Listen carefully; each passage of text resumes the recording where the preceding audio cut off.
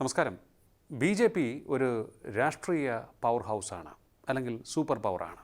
ഇത്രയും കരുത്തുറ്റ രാഷ്ട്രീയ പാർട്ടിയായി ബി.ജെ.പിയെ വളർത്തിയ ഘടകങ്ങൾ എന്തൊക്കെയാണ്? എങ്ങനെയാണ് ബി.ജെ.പിക്ക് ശക്തമായ നേതൃനിരയുണ്ടായത്? എങ്ങനെയാണ് ബി.ജെ.പി. നേതാക്കളെ വാർത്തെടുക്കുന്നത്?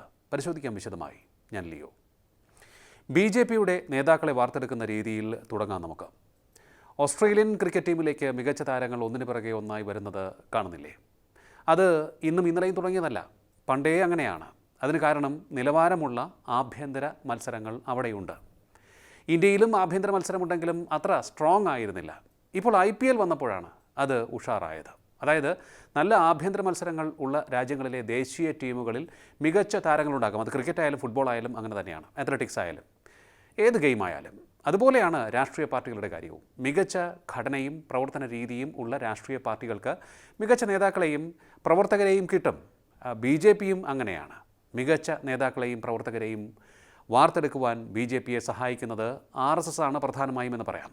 അവർക്ക് പ്രാദേശിക തലം വരെ ശക്തമായ കേഡർ സംവിധാനമുണ്ട്. മികച്ച നേതാക്കളെ സൃഷ്ടിക്കുന്ന ഫാക്ടറിയാണ് RSS എന്ന് പറയാം. അച്ചടക്കം, ദീർഘവീക്ഷണം, അഴിമതിരാഹിത്യം, നിസ്വാർത്ഥത, നേതൃപാടവം ഇവയൊക്കെയാണ് പ്രവർത്തകരിൽ RSS കണ്ടെത്താൻ ശ്രമിക്കുന്നതും വളർത്തിയെടുക്കാൻ ശ്രമിക്കുന്നതും. പ്രാദേശിക തലം മുതൽ ദേശീയ തലം വരെ എല്ലാവർക്കും ഒരേ അഭിപ്രായമാണ്, പ്രവർത്തന രീതിയാണ്. RSSൻ്റെ ഭാഗമായി 42 സംഘടനകളുണ്ട്. സംസ്കൃത് ഭാരതി, സംസ്കാർ ഭാരതി, വിജ്ഞാൻ ഭാരതി, സേവാഭാരതി ഇവയൊക്കെ അതിൽ ഉൾപ്പെടുന്നു. അടിസ്ഥാനപരമായി പ്രവർത്തകരുടെ സ്വഭാവ രൂപീകരണമാണ് നടത്തുന്നത്. അതിന് 1, 2 മാസമോ വർഷമോ പോരാ, നിരവധി വർഷങ്ങൾ നീണ്ടു നിൽക്കുന്ന പ്രക്രിയയാണത്. പുതിയ പ്രവർത്തകരെ കണ്ടെത്തുന്നതും പരിശീലനം നൽകുന്നതും ഒരുപോലെ തുടർന്നുകൊണ്ടേയിരിക്കും. ഒരുപോലെ പ്രകടിപ്പിക്കുന്ന നേതൃമികവിനനുസരിച്ച് കൂടുതൽ ഉത്തരവാദിത്വങ്ങൾ അവർക്ക് നൽകിക്കൊണ്ടുമിരിക്കും. കഴിവ് മാത്രമായിരിക്കും അവരുടെ ഉയർച്ചയ്ക്ക് മാനദണ്ഡം. RSSൻ്റെ ഏറ്റവും മികച്ച കണ്ടെത്തലുകളിൽ ഒന്നാണ് നരേന്ദ്രമോദി. കുടുംബത്തിൽ മറ്റ് രാഷ്ട്രീയ നേതാക്കളില്ല, രാഷ്ട്രീയ പാരമ്പര്യമില്ല. ഒരു ദരിദ്ര കുടുംബത്തിൽ ജനനം. സ്കൂളിന് ശേഷം ഉപജീവനത്തിനായി ചായ വിറ്റു. അതായത് ദാരിദ്ര്യം അദ്ദേഹത്തിൻ്റെ ജീവിതത്തിൻ്റെ ഭാഗമായിരുന്നു. ആരും പിൽക്കാലത്ത് അദ്ദേഹത്തിന് പറഞ്ഞ് മനസ്സിലാക്കി കൊടുക്കേണ്ട ഒരു സാഹചര്യമില്ല. എടുത്തു പറയേണ്ട കാര്യം, മറ്റു പല നേതാക്കളെയും പോലെ റിപ്പോർട്ടുകളുടെ അടിസ്ഥാനത്തിൽ അല്ല ദാരിദ്ര്യം ജനങ്ങളെ എങ്ങനെ ബാധിക്കും എന്ന അനുഭവം അദ്ദേഹത്തിന് തന്നെയുണ്ട്. അത് നേരിട്ട് അദ്ദേഹത്തിന് ബോധ്യമാകും. പഠനകാലത്ത് RSSൽ ചേരുന്നു. അടുത്ത 15 വർഷം അവിടെ പരിശീലനം. ആ 15 വർഷം അദ്ദേഹത്തിന് സമൂഹത്തെ പഠിക്കാനുള്ള അവസരമാണ് ലഭിച്ചത്. RSS പ്രചാരകന്മാർ എവിടെയെങ്കിലും യാത്ര ചെയ്യുകയാണെങ്കിൽ അല്ലെങ്കിൽ പോവുകയാണെങ്കിൽ ഹോട്ടലിൽ താമസിക്കാനോ റെസ്റ്റോറൻറ്റിൽ ഭക്ഷണം കഴിക്കാനോ സംഘടന അനുവദിച്ചിരുന്നില്ല എന്നാണ് കേൾക്കുന്നത്. പകരം മറ്റുള്ളവരുടെ വീടുകളിൽ കഴിയണം, അതും അങ്ങോട്ട് അഭ്യർത്ഥിച്ച്. അതിലൂടെ താമസിക്കുന്ന കുടുംബത്തെ അദ്ദേഹത്തിന് മനസ്സിലാക്കാൻ കഴിയുന്നു. അവരുടെ നിലപാടുകൾ, സംസ്കാരം, ആഹാരരീതി, തൊഴിൽ, അങ്ങനെ എല്ലാം നരേന്ദ്രമോദി ഇത്തരത്തിൽ ആയിരക്കണക്കിന് വീടുകളിൽ കഴിഞ്ഞിട്ടുണ്ട്. അതാണ് അറിയാൻ കഴിയുന്നത്. ഓരോ തവണയും പുതിയ ഒരു വീട്ടിലേക്ക് പോകുന്നു. അങ്ങനെ 15 വർഷം. അത് പല സ്ഥലങ്ങളിൽ, പല സംസ്ഥാനങ്ങളിലായിരിക്കാം. അങ്ങനെ വലിയൊരു സമൂഹത്തെ അടുത്തറിയാനും മനസ്സിലാക്കാനും അദ്ദേഹത്തിന്, അല്ലെങ്കിൽ അദ്ദേഹത്തെ പോലെയുള്ള നേതാക്കൾക്ക്, പ്രചാരകന്മാർക്ക്, പ്രവർത്തകർക്ക് ഒക്കെ കഴിയുന്നു. ഈ അറിവ് തിരഞ്ഞെടുപ്പ് വിജയത്തിനായി അവർക്ക് പ്രയോജനപ്പെടുത്താൻ കഴിയുന്നു. ക്യാമ്പയിനുകൾ ചിട്ടപ്പെടുത്തുവാനും സാധിക്കുന്നു. ആദ്യം സമൂഹത്തെ അറിയുന്നു. അതിൻ്റെ അടിസ്ഥാനത്തിൽ സമൂഹത്തെ ബി.ജെ.പിക്കായി എങ്ങനെ വോട്ട് ചെയ്യിക്കാം എന്ന് പ്ലാൻ ചെയ്യുന്നു. വളരെ നല്ലൊരു മെക്കാനിസമാണത്. നേതൃസ്ഥാനത്തേക്ക് ഓരോരുത്തരെയും കൊണ്ടുവരുന്നത് കഴിവിൻ്റെ അടിസ്ഥാനത്തിലാണ് എന്നതിന് പല ഉദാഹരണങ്ങൾ നമുക്ക് മുന്നിലുണ്ട്. എടുത്തു പറയാൻ കഴിയുന്നത് നരേന്ദ്രമോദി തന്നെയാണ്. എല്ലാവർക്കും അത് പെട്ടെന്ന് മനസ്സിലാക്കാൻ സാധിക്കും. അതുകൊണ്ടാണ് RSSലെയും പിന്നീട് ബി.ജെ.പിയിലെയും വിവിധ സ്ഥാനങ്ങളിൽ പ്രവർത്തിച്ചപ്പോൾ കാഴ്ചവെച്ച സംഘാടന മികവ്, നേതൃപാടവം ഇതൊക്കെ അദ്ദേഹത്തെ ആദ്യം ഗുജറാത്ത് മുഖ്യമന്ത്രി പദത്തിലെത്തിച്ചു. 13 വർഷം തുടർച്ചയായി ആ പദവിയിൽ. ആ കാലയളവിൽ ഒരു സംസ്ഥാനത്തിൻ്റെ ഭരണപരമായിട്ടുള്ള കാര്യങ്ങളിൽ ആഴത്തിലുള്ള അറിവും പരിചയവും നേടുന്നു. ഈ കാലയളവിൽ ബി.ജെ.പിയുടെ ദേശീയ തലത്തിലുള്ള പല തിരഞ്ഞെടുപ്പ് പ്രചാരണങ്ങളും ഏകോപിപ്പിച്ചു. ഈ പരിചയസമ്പത്തും കഴിവും പിന്നീട് അദ്ദേഹത്തെ പ്രധാനമന്ത്രി പദത്തിൽ എത്തിച്ചു. ചുരുക്കി പറഞ്ഞാൽ, പ്രവർത്തകരെ തിരഞ്ഞെടുക്കുവാനും അവരെ നേതാക്കളായി വാർത്തെടുക്കുവാനും RSSൽ കൃത്യമായ ചിട്ടയായതുമായിട്ടുള്ള ഒരു രീതിയുണ്ട്, സംവിധാനമുണ്ട്. കഴിവുറ്റ നേതാക്കളും പ്രവർത്തകരും ഉണ്ടായതുകൊണ്ടാണ് ബി.ജെ.പി. ഒരു സൂപ്പർ രാഷ്ട്രീയ പാർട്ടിയായി വളർന്നത് എന്ന് വ്യക്തമാണ്. മറ്റൊരു സുപ്രധാനമായ കാര്യം, ജനിച്ച കുടുംബമോ നിലവിൽ വഹിച്ചുകൊണ്ടിരിക്കുന്ന പദവിയോ അല്ല, കഴിവാണ് ഉന്നതങ്ങളിലേക്ക് എത്തുവാനുള്ള മാനദണ്ഡം എന്നതാണ്. നരേന്ദ്രമോദിയുടെ വളർച്ച തന്നെ അതിന് ഏറ്റവും നല്ല ഉദാഹരണം. അടൽ ബിഹാരി വാജ്പേയിക്ക് ശേഷം പാർട്ടിയുടെ മുഖമായ അദ്വാനി 2014 സജീവമായിരുന്നു എന്ന് മറക്കരുത്. കൂടാതെ സുഷമ സ്വരാജ്, അരുൺ ജെയ്റ്റ്ലി തുടങ്ങിയ സീനിയർ നേതാക്കളുമുണ്ടായിരുന്നു. ഇവരെ എല്ലാം മറികടന്നാണ് RSS BJP നേതൃത്വം അല്ലെങ്കിൽ ബുദ്ധികേന്ദ്രം നരേന്ദ്രമോദിയെ പ്രധാനമന്ത്രിയാക്കിയത്. അത് കഴിവിൻ്റെ അടിസ്ഥാനത്തിൽ തന്നെയായിരുന്നു. എന്തൊക്കെയായിരുന്നു അത്? ഗുജറാത്ത് മുഖ്യമന്ത്രിയായുള്ള മികച്ച പ്രകടനം. അന്ന് ഗുജറാത്ത് മോഡൽ വികസനം രാജ്യമൊട്ടാകെ ചർച്ചയായിരുന്നു. അതായത് BJP കണക്കിലെടുത്തത് ഒരു വികസന ഗുരു എന്ന നിലയിൽ പേരെടുത്തത്. ഹിന്ദുത്വം മുറുകെ പിടിക്കുന്ന നേതാവ്.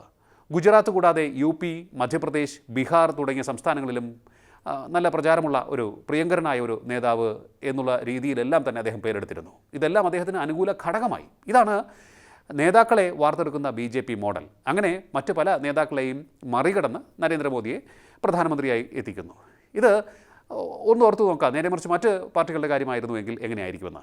കോൺഗ്രസ് നേതൃത്വത്തിലേക്ക് രാഹുൽ ഗാന്ധി എത്തിയത് നെഹ്റു കുടുംബത്തിൽ ജനിച്ചത് കൊണ്ടാണ്.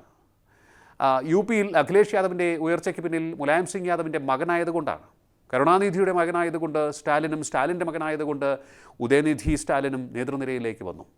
അങ്ങ് ബംഗാളിൽ മമതാ ബാനർജിയുടെ അടുത്ത ബന്ധുവായതുകൊണ്ട് അഭിഷേക് ബാനർജി ഉയർന്നു വന്നതും നമുക്ക് മുന്നിലുണ്ട്. ഇതെല്ലാം രാഷ്ട്രീയ പ്രസ്ഥാനങ്ങളുടെ വളർച്ചയെ സ്വാധീനിക്കുന്ന ഘടകങ്ങളാണ്. ഇതെല്ലാം ജനങ്ങൾ നേരിട്ട് കാണുന്നതുമാണല്ലോ. BJPയെ മറ്റ് പാർട്ടികളിൽ നിന്നും വ്യത്യസ്തമാക്കുന്ന മറ്റൊരു ഘടകം അവർ പ്രത്യയശാസ്ത്രം, അതായത് ഐഡിയോളജി മറക്കുന്നില്ല എന്നതാണ്. മറ്റുള്ളവർ അത് അംഗീകരിക്കുമോ ഇല്ലയോ എന്നത് അവർ കാര്യമാക്കുന്നില്ല. ഐഡിയോളജിക്ക് വേണ്ടി അവർ മുന്നോട്ട് പോകുന്നു. ഹിന്ദുത്വ എന്ന് പറഞ്ഞ് വിമർശിച്ചാലും സംസ്കാരം നിലനിർത്താനുള്ള നടപടികളുമായി മുന്നോട്ട് പോകുമെന്ന് അവർ പറയും. ഹിന്ദു സംസ്കാരം ലോകത്ത് നിലനിൽക്കുന്ന ഏറ്റവും പഴക്കമേറിയ സംസ്കാരമാണ് എന്ന് അവർ ഊന്നി പറയും. ഭാരത് മാതാ കി ജയ് എന്ന് പറഞ്ഞ് കളിയാക്കിയാലും ദേശീയവാദികളാണ് എന്ന നിലപാടിൽ അവർ മാറ്റം വരുത്തില്ല. ഇത് ചെറിയ കുട്ടി മുതൽ പ്രധാനമന്ത്രി വരെ ഒരേ സ്വരത്തിൽ പറയുന്ന കാര്യങ്ങളാണ്. അതേസമയം ഒരു കോൺഗ്രസ് പ്രവർത്തകരോട് എന്താണ് നിങ്ങളുടെ പ്രത്യയശാസ്ത്രമെന്ന് ചോദിച്ചാൽ കൃത്യമായ ഉത്തരം ഉണ്ടാകണമെന്നില്ല. BJPയെ സൂപ്പർ പവറാക്കുന്ന മറ്റൊരു ഘടകം അഴിമതി രാഹിത്യമാണ്. അഴിമതിരഹിതമായ ക്ഷേമ ഭരണമാണ് ലക്ഷ്യം എന്ന് BJP പറയുന്നു.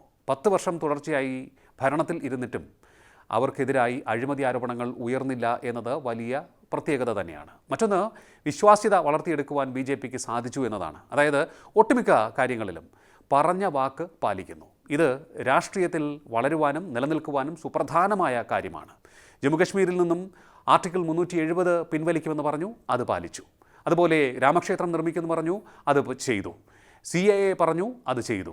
ഏകീകൃത സിവിൽ കോഡ് പറഞ്ഞു, അത് ഭാഗികമായി നടപ്പാക്കി തുടങ്ങി. അതായത് BJP പറഞ്ഞാൽ അത് നടപ്പാക്കും എന്ന തോന്നൽ ജനങ്ങളിൽ വളർത്തിയെടുക്കുവാൻ അവരുടെ നേതാക്കൾക്ക് കഴിഞ്ഞു. മറ്റൊന്ന്, ദേശീയത അല്ലെങ്കിൽ രാജ്യത്തിന് വേണ്ടി എന്തും ചെയ്യും എന്നുള്ള ഒരു നിലപാടാണ് അവർ എന്നും കാത്തു സൂക്ഷിക്കുന്നത്. ഒന്ന് ഓർത്തു നോക്കുക, പ്രധാനമന്ത്രി നരേന്ദ്രമോദി അദ്ദേഹം ഈ കഴിഞ്ഞ 10 വർഷവും നടത്തിയ വിദേശ പര്യടനങ്ങളിലൂടെ നേടിയെടുത്ത ഒരു പ്രതിച്ഛായ വളരെ വലുതാണ് അന്താരാഷ്ട്ര തലത്തിൽ. ഇന്ത്യ എന്ന് പറയുന്നത് ഒരു സൂപ്പർ പവറായി അല്ലെങ്കിൽ അകറ്റി നിർത്താൻ അവഗണിക്കാൻ ആകാത്ത ഒരു ശക്തിയായി ലോകരാജ്യങ്ങൾ ഇന്ന് അംഗീകരിക്കുന്നുവെങ്കിൽ അതിൽ വളരെ വലിയൊരു പങ്ക് പ്രധാനമന്ത്രി നരേന്ദ്രമോദിക്കുണ്ട്. തീർച്ചയായും മറ്റ് മഹാന്മാരായ നേതാക്കളുടെ സംഭാവനകളെ മറക്കുന്നില്ല. പക്ഷേ ഈ കഴിഞ്ഞ 10 വർഷം എടുത്തു പറയത്തക്ക നേട്ടങ്ങളിലേക്ക് ഇന്ത്യയെ കൊണ്ടുപോയതിൽ ഏറ്റവും നല്ലൊരു പങ്ക് പ്രധാനമന്ത്രി നരേന്ദ്രമോദിയുടെ പോളിസീസിനുണ്ട്. അതുപോലെ തന്നെ സ്വയം പര്യാപ്തതയിലേക്ക് രാജ്യത്തെ അദ്ദേഹം ഉയർത്തിക്കൊണ്ടുവരുന്നതിന് സ്വീകരിച്ചിട്ടുള്ള നടപടികളും വളരെ പ്രശംസനീയമാണ്. പ്രതിരോധ രംഗത്ത് സ്വയം പര്യാപ്തത കൈവരിക്കുന്നതിലേക്കും പോകുന്നുണ്ട്. കാരണം പ്രതിരോധ രംഗത്താണ് ഓരോ രാജ്യവും ബജറ്റിൽ കൂടുതൽ പണം നീക്കിവെക്കുന്നത്. ഇങ്ങനെയുള്ള നീക്കിവയ്പ് കുറഞ്ഞിട്ടുണ്ട്. അതായത് രാജ്യത്ത് തന്നെ ആയുധങ്ങൾ നിർമ്മിക്കുവാൻ തുടങ്ങിയിരിക്കുകയാണ്. അങ്ങനെയാണെന്നുണ്ടെങ്കിൽ അതിനുവേണ്ടി നീക്കിവെക്കുന്ന ഭീമമായ തുക രാജ്യത്ത് തന്നെ ചെലവഴിക്കപ്പെടുന്നു, രാജ്യത്തേക്ക് തന്നെ വരികയും ചെയ്യുന്നുണ്ട്. അപ്പോൾ ദീർഘവീക്ഷണത്തോടുകൂടി രാജ്യത്തെ മുന്നോട്ട് നയിക്കുവാൻ സാധിക്കുന്നു. രാജ്യം ആണ് പ്രധാനപ്പെട്ടത് എന്ന ഒരു ശക്തമായ വികാരം ഉയർത്തിക്കൊണ്ടുവരാൻ അദ്ദേഹത്തിന് സാധിച്ചിട്ടുണ്ട്. മറ്റൊന്ന്, സൈന്യം ഏതെങ്കിലും തരത്തിലുള്ള വെല്ലുവിളി നേരിടുമ്പോൾ അവിടെ നേരിട്ടെത്തുവാനും പ്രധാനമന്ത്രിക്ക് സാധിച്ചു. അപ്പോൾ സൈനികർക്കിടയിലും ഒരു വികാരമായി മാറുവാൻ പ്രധാനമന്ത്രിക്ക് സാധിച്ചു. അതിലൂടെ ജനങ്ങളുടെ ഇടയിലേക്കും, കേരളത്തിൽ തന്നെ നരേന്ദ്രമോദിക്ക് വലിയൊരു ആരാധക വൃന്ദമുണ്ട് എന്ന് പ്രത്യേകം പറയേണ്ടതില്ലല്ലോ. അതുപോലെ തന്നെ ഒരു രാജ്യാന്തര മത്സരം കളിക്കുമ്പോൾ, ലോകകപ്പിൽ ജയിക്കുമ്പോഴാണെങ്കിലും ഒളിമ്പിക്സിൽ ജയിക്കുമ്പോഴാണെങ്കിലും അഭിനന്ദനവുമായി പ്രധാനമന്ത്രി രംഗത്ത് വരുന്നുണ്ട്, ഒപ്പം നിൽക്കുന്നുണ്ട്. അതുപോലെ തന്നെ തോൽക്കുമ്പോഴും അവർക്കൊപ്പം നിൽക്കുന്ന ഒരു നേതാവാണ് എന്ന ഒരു പ്രതീതി സൃഷ്ടിച്ചെടുക്കുവാൻ നരേന്ദ്രമോദിക്ക് സാധിക്കുന്നു. അങ്ങനെ രാജ്യം എന്ന വികാരം ഉയർത്തിക്കൊണ്ടുവരുവാനും അത് നിലനിർത്തുവാനും അതിനുവേണ്ടി ശക്തമായി പോരാടുവാനും ഒരുക്കമുള്ളവരാണ് തങ്ങൾ എന്ന ഒരു ഒരു ഒരു ഒരു ഇമേജ് സൃഷ്ടിച്ചെടുക്കുവാൻ നരേന്ദ്രമോദിയെ മുൻനിർത്തി ബി ജെ പിക്ക് സാധിച്ചു എന്ന് പറഞ്ഞാൽ അത് തെറ്റാവുകയും ഇല്ല. എന്തായാലും ഇതൊക്കെ ബി ജെ പിക്ക് വലിയ ഒരു മൈലേജ് നൽകുന്നതിൽ ഉള്ള ഘടകങ്ങളാണ് എന്ന് എടുത്തു പറയേണ്ടിയിരിക്കുന്നു. മറ്റ് രാഷ്ട്രീയ പാർട്ടികൾ ഏകോപനമില്ലാതെ, അടിവേരിളകി, കൃത്യമായ ലക്ഷ്യബോധമില്ലാതെ എന്ത് ജനങ്ങളോട് പറയണമെന്നറിയാതെ മുന്നോട്ട് പോകുമ്പോഴാണ് കൃത്യമായ ഫോക്കസ്ഡ് ആയിട്ടുള്ള നീക്കങ്ങൾ ബി ജെ പി നടത്തുന്നത്. അതിന് വളരെ വളരെ തന്ത്രപരമായിട്ടുള്ള പദ്ധതികൾ തയ്യാറാക്കാനും അവർക്ക് സാധിക്കുന്നുണ്ട് എന്നുള്ളതും എടുത്തു പറയേണ്ടതാണ്.